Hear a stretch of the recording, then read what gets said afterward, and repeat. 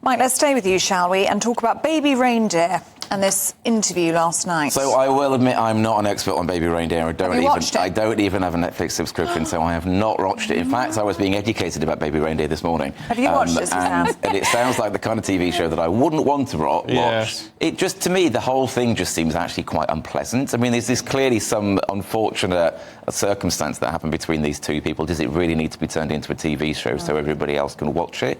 So I just, to be honest, feel some degree of, you know, almost compassion for the two of them, just thinking, how have you got yourselves into this mess? So just in case anybody hasn't watched it and you're not sure what we're talking about, Baby Reindeer is a new Netflix series. It's about a male comedian who works in a bar, and a lady comes in one day, he offers her a free cup of tea, feels sorry for her because she couldn't afford a drink, and she goes on, he says, to stalk her. And it's a series about a man being stalked, essentially, by a female stalker. Basically true.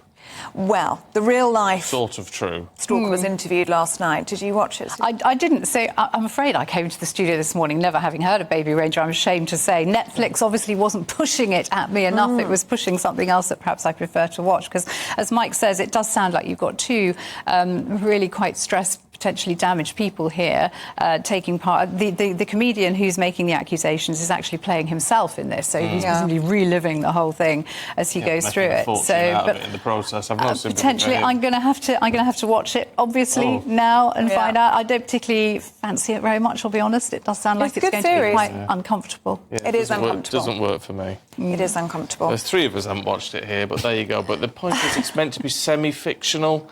But if people have been able to identify this woman and are making conclusions about her, does she have a case to sue? She's had a lot of abuse, I gather. And death threats as well. And there's questions now about whether that TV interview last night was responsible or not, because it does look as though she has some problems.